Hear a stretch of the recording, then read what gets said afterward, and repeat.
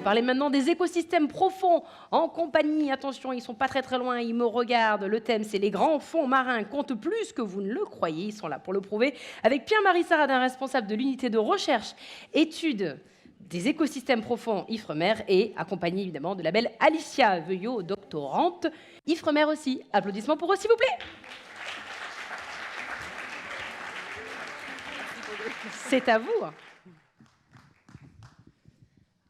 Alors merci. Après cette intervention de Romain, on va partir un petit peu dans les grands fonds. On en a parlé tout à l'heure un tout petit peu, mais on n'a même pas eu l'occasion de beaucoup parler ou de vous montrer quelques images. Donc on va essayer de parler. Alors voilà.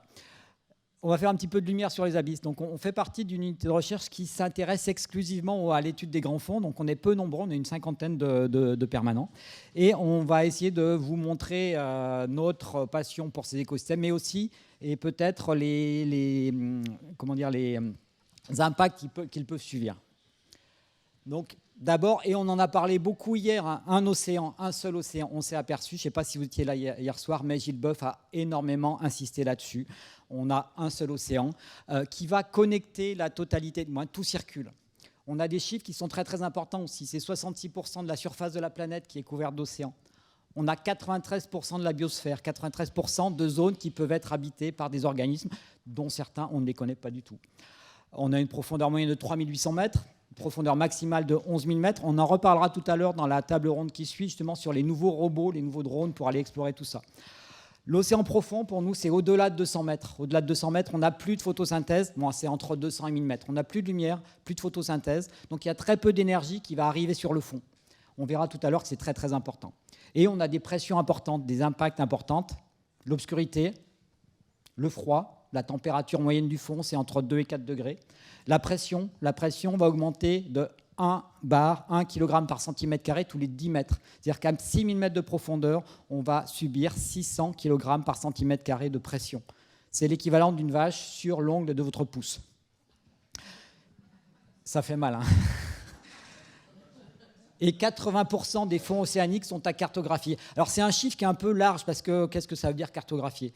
Mais il faut savoir que depuis la surface, on est capable de cartographier avec une précision raisonnable. On n'en connaît que 20%. Actuellement, il y a un programme qui est en cours qui a pour objectif de cartographier la totalité des fonds marins. Mais c'est un programme international qui va mettre un petit peu de temps. Alors je continue. Alors là, un petit tour dans les abysses. Ici, on est dans des plaines abyssales. La plaine abyssale, ça représente à peu près 80% du fond des océans. Et vous voyez, il y a peu d'organismes. En fait, c'est des organismes qui sont très diversifiés. Beaucoup d'organismes très différents, très petits, qui vivent dans le sédiment. Et pourquoi ils sont peu ou très petits ? C'est qu'il y a peu d'énergie qui provient de la surface. Sur la gauche, vous avez une holoturie qui se promène sur un champ de nodules. Et les nodules, ce sont des ressources minérales qui sont actuellement d'intérêt pour les industriels. On en reparlera un tout petit peu tout à l'heure. Et ces nodules, ces petits îlots de substrat dur vont accueillir une faune complètement différente de celle qu'on va trouver, j'ai pas de pointeur sur celle-ci, de celle qu'on va trouver dans le sédiment juste à côté. Donc, c'est des écosystèmes qui sont très importants par leur diversité. Alors, tout à l'heure, un petit point sur la diversité. Tu as parlé tout à l'heure avec Romain de la méthode de financement de Tara, mais ce qui est important, c'est cette diversité de financement académique, de financement privé, de financement public. Petit aparté. On continue, là, on est sur des zones de coraux froids. Ces coraux froids, on les étudie beaucoup parce qu'ils ont été énormément impactés par le chalutage profond. On en a parlé un tout petit peu ce matin, et ils vont former des structures en 3 dimensions qui vont servir de refuge, de nourricerie pour énormément d'espèces. Donc maintenant, ce sont en Europe des écosystèmes marins vulnérables qu'on protège. On continue, alors là, c'était la révolution pour la biologie marine. En 1976, des géologues vont trouver des sources hydrothermales. Ils travaillaient sur la théorie de la tectonique des plaques et ils se sont dit, oui, peut-être qu'on va avoir la présence de sources d'eau chaude liées justement à la formation d'un nouveau plancher océanique. Ils ont trouvé ces sources d'eau chaude. On voit ici, vous voyez les cheminées et puis cette espèce de fumée qui est émise. Mais à côté de ça, vous aviez un écosystème exubérant qu'on a appelé à l'époque les oasis des fonds des mers. Et la révolution, c'est que ces écosystèmes ne sont pas basés sur l'énergie détritique qui provient de la surface, mais sur de l'énergie chimique qui est apportée par la Terre, par ce fluide. Donc c'était la découverte de la chimiosynthèse microbienne en milieu marin. On pourra en reparler tout à l'heure parce que là, il faut que j'aille vite un petit peu. Quelques années plus tard, donc là on est sur des zones de subduction, des zones où les plaques tectoniques passent l'une par-dessus l'autre. Et là on a des accumulations de matière organique et des productions de sulfure, d'hydrogène sulfuré, et de méthane. Et ce sont les deux molécules importantes pour la chimiosynthèse microbienne. Donc encore une fois, on est dans des zones avec des écosystèmes très très productifs, mais des biodiversités un peu moins importantes. Alors ici, vous avez un petit panorama de tout ce que je vous ai raconté. Je ne vous ai pas parlé des cadavres de baleines. On a de temps en temps des débris organiques massifs qui vont soutenir une succession de vies différentes pendant une dizaine, une vingtaine, voire une trentaine d'années. Donc ce sont aussi, ça peut apparaître aussi des pierres de guet pour que les organismes se déplacent dans le fond des océans. Alors les moyens d'accès, on en reparlera un tout petit peu tout à l'heure, mais là, je ne résiste pas à l'envie de vous montrer le pourquoi pas. C'est le navire amiral de la flotte océanographique française. Donc il fait 107 mètres de long, 20 mètres de large. Il est capable d'accueillir 2 submersibles. Et surtout, il y a 250 mètres carrés de laboratoire. Donc ce sont vraiment, par rapport à 25 ans, quand je suis arrivé, on prenait nos échantillons, on retournait à terre et puis on les traitait. Maintenant, on est capable de les traiter à bord. En gros, vous avez le ROV Victor, donc c'est un sous-marin philo-guidé, télécommandé, qui peut rester 72 heures sur le fond. Et juste derrière le pourquoi pas, vous avez le fameux Nautile, donc c'est un sous-marin habité qui va pouvoir travailler jusqu'à 6 mm de profondeur et pendant 6 à 8 heures. Et il ne faut pas oublier que le Nautile a été mis en flotte en 1984. Et sur la droite, vous avez un autre outil qu'on est en train de développer, donc depuis une dizaine d'années, ce sont les observatoires fond de mer. On va les déployer des capteurs sur le fond pour avoir une idée de la variabilité temporelle de ces écosystèmes. Alors pourquoi on étudie ces écosystèmes? Alors bien sûr, le chercheur il a toujours envie d'aller plus loin. C'est d'abord pour comprendre comment le système Terre fonctionne. Il y a une grande diversité d'espèces avec plus d'1 million encore à découvrir. Actuellement, on connaît à peu près 300 000 animaux et les modèles prédisent entre 1 et 10 millions encore à découvrir. On s'aperçoit qu'il y a des pressions qui sont importantes. Comment ces organismes ont réussi à s'adapter à cette température, à cette pression, à ce manque d'oxygène, à toutes ces pressions qu'on va retrouver. Et enfin, les questions qu'on se pose également maintenant, c'est quel est le rôle de ces écosystèmes dans le fonctionnement global de l'océan, dans les grands cycles. On a parlé de séquestration du carbone, on a parlé de l'océan comme radiateur de la Terre. Donc, quel rôle vont jouer ces écosystèmes sur ces fonctions importantes? On va parler un tout petit peu des ressources qui sont convoitées, les ressources biologiques comme la pêche, on en a parlé. Énergétique, on voit que le pétrole est en train de décroître. Et maintenant, on va se poser la question des ressources minérales marines. Sauf qu'on est dans des zones qui ne sont pas obligatoirement les ZEE. Donc on est dans la haute mer avec une réglementation très très particulière qu'on est en train d'écrire en même temps qu'on découvre ces écosystèmes. Et enfin, on parle de plus en plus de l'océan et on s'aperçoit qu'il y a vraiment une demande sociétale de préservation de cette diversité biologique. Et on a nommé aussi d'ailleurs l'océan comme patrimoine commun de l'humanité.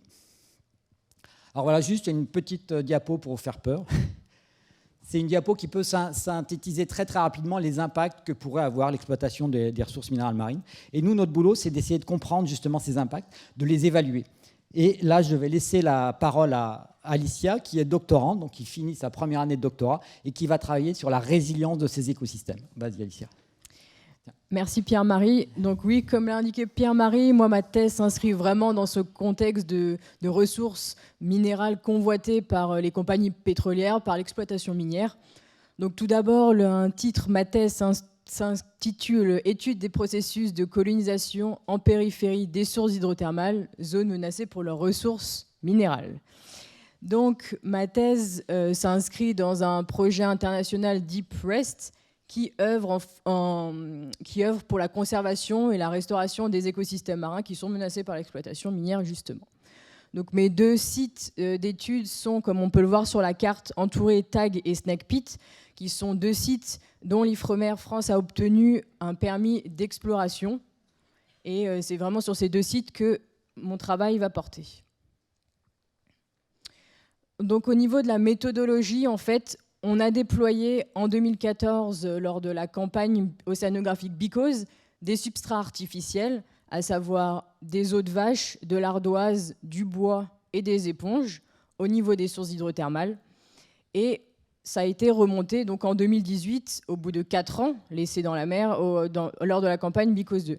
Donc mes objectifs vont être principalement de comprendre comment ces espèces colonisent, qui colonise, quelles espèces sont présentes, à la fois au niveau du substrat naturel. Donc ce que j'appelle substrat naturel, c'est pas justement ces substrats qu'on a déployés, mais en l'occurrence, moi, ce sont des moules, et aussi sur substrat artificiel qu'on a déployé, comparer ces deux substrats, comparer les deux colonisations, examiner le rôle de chaque compartiment, que ce soit la macrofaune, donc les espèces visibles à l'œil nu, la méiofaune qui est compris entre 20 micromètres et 1 millimètre, et les micro-organismes. Donc ça va être vraiment sur l'ensemble de la faune présente. Et à plus long terme, ça va être d'évaluer justement le potentiel restaurateur de ces substrats déposés, à la manière un peu des récifs coralliens, comme on peut le voir sur la droite de l'image, qui vont servir de support à différentes espèces. On va déployer ces substrats pour favoriser la résilience d'espèces de la faune en cas d'exploitation. Donc oui, notre thèse part vraiment sur le fait, ma thèse part vraiment sur le fait qu'on va exploiter ces écosystèmes et on va chercher un moyen de minimiser l'impact et de favoriser la résilience de ces espèces. Et donc, on a déployé ces substrats le long d'un gradient hydrothermal. Donc, ce que j'appelle gradient hydrothermal, c'est des zones qui vont de la zone la plus proche de l'émission du fluide hydrothermal jusqu'aux zones périphériques. Et donc, on peut le voir sur les photos, l'abondance de la faune, la biomasse de la faune diffère au fur et à mesure qu'on s'éloigne de la zone d'émission hydrothermale, qui est la zone 4 de forte activité. La biomasse décroît jusqu'à arriver aux zones périphériques.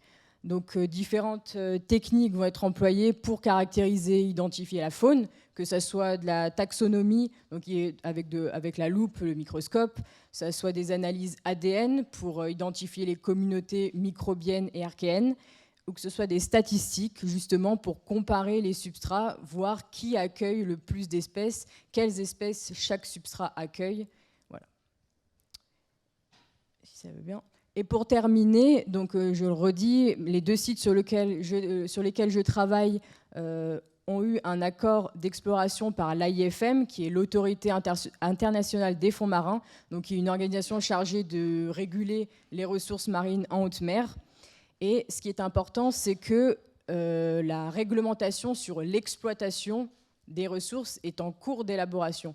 Donc là, c'est le grand rôle, le rôle important de l'IFREMER, qui va analyser, qui va apporter des connaissances, qui va observer et qui pourra justement aider à écrire au mieux cette réglementation sur l'exploitation des ressources. Donc c'est un rôle vraiment important. Donc ma thèse va se dérouler comme ceci. À la première année, je vais écrire mon premier papier sur plutôt la colonisation de substrats naturels. Et la deuxième année va consister à étudier, à analyser les substrats artificiels remontés. Et la troisième année va être plutôt de l'écriture des conclusions justement sur cette étude, sur ces 2 sites. Et normalement, donc, dans la continuité des campagnes océanographiques, je devrais embarquer en hiver 2023 sur Bicos 3, à nouveau sur ces mêmes sites, pour pouvoir caractériser au mieux et apporter un maximum de connaissances sur les substrats et sur la faune qu'elles comportent. Et donc, notre mot d'ordre à l'IFREMER et notamment à notre laboratoire environnement profond, l'essence même de notre travail peut être résumée en une phrase qui est « mieux connaître, mieux comprendre pour mieux protéger ». Voilà. Merci.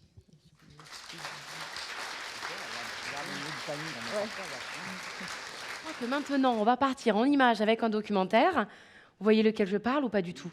Si vous le connaissez, vous l'avez déjà vu. Bon, bah écoutez, c'est parti. On va se plonger cette fois-ci, mesdames et messieurs, dans la flotte océanographique française par l'IFREMER. C'est parti.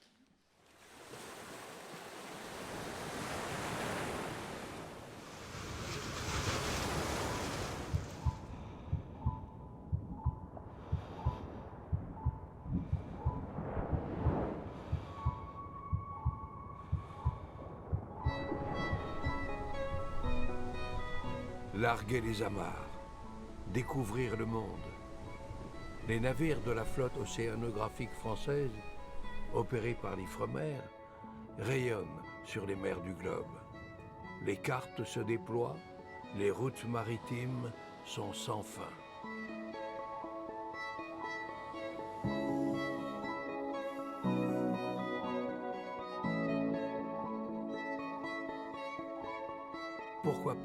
Marion Dufresne, Thalassa, Antea, l'Europe, Antédon, autant de navires qui emportent à leur bord femmes et hommes de science, parfois pour de longues semaines.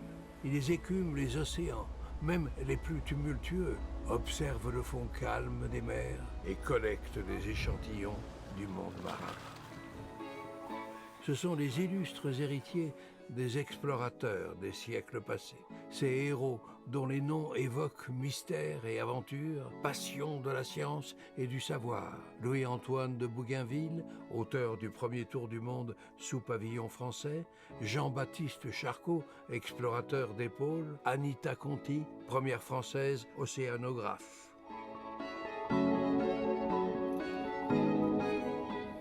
La flotte océanographique française est l'une des plus importantes au monde. De jour comme de nuit, sans relâche, ses 18 navires et leurs 6 engins sous-marins sillonnent les mers au service de la communauté scientifique.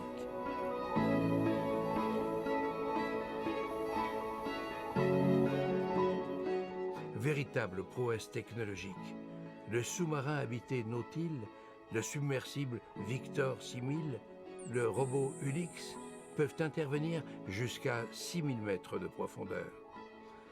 Un exploit relevé avec panache par les marins et les scientifiques alliés dans un même effort, un même souci de gagner en connaissance, de percer les secrets de la vie océanique pour mieux comprendre et protéger l'océan, notre bien commun.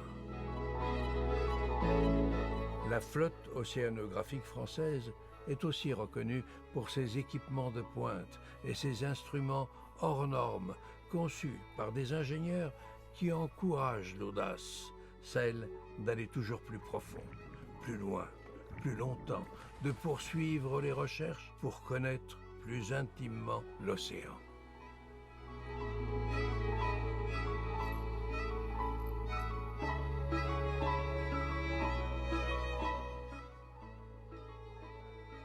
Chaque année, 1800 scientifiques sondent la nuit des abysses, suivent les courants marins, cartographient les fonds, analysent l'évolution du climat, découvrent de nouvelles espèces.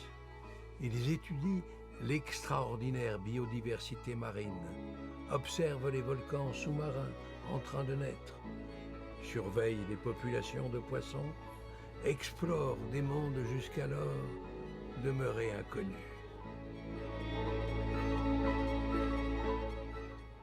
L'océan, ce royaume si vaste, si difficile d'accès, qui semble si puissant, nécessite toute notre attention pour que, encore et toujours, il continue de nous émerveiller, de nous procurer inspiration et respiration. La vie a surgi de la mer et lui demeure à jamais attachée.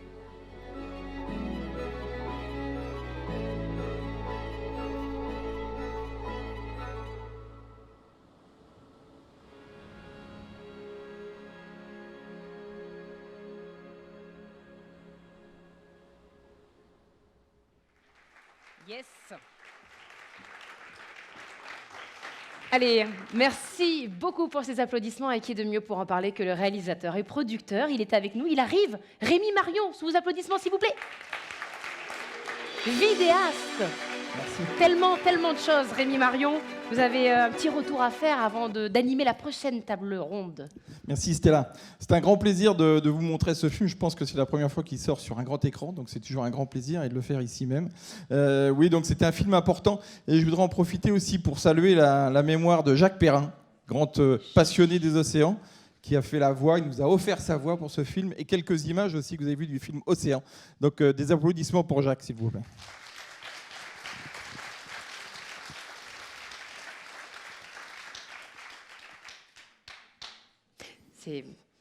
c'est pas mal déjà. Oui, c'est bien. Oui, c'est un an de tournage quand même, juste les petits détails. C'est quand même un an de tournage pour faire 4 minutes 30.